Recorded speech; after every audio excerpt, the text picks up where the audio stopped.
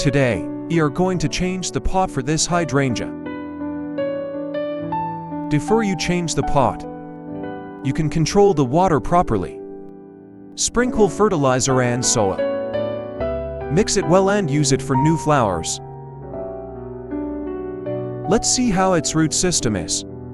I think it should be good. You can turn it upside down like this. See, its root system is really good. To make the new soil blend better with the old soil, you can pull it gently like this.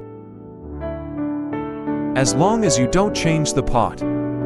During the flowering period, you can pull its root system a little bit. Inside the pot, fill the bottom with a layer of soil. Put it in and try it out. Maybe this is a better space. And it comes out of the circle a little bit bigger. I'll fill it with another layer of soil, so it's the right height. The hydrangea is growing fast this season, and I can't let it finish its roots before winter. So I won't be fertilizing it again now until winter. So I added a lot of fertilizer to it just now as well. And you can tap the pot like this while filling it in to make it blend and better. So the pot change is complete.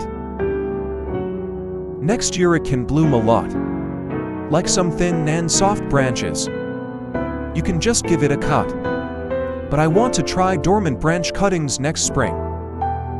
So I'll wait until spring to prune them.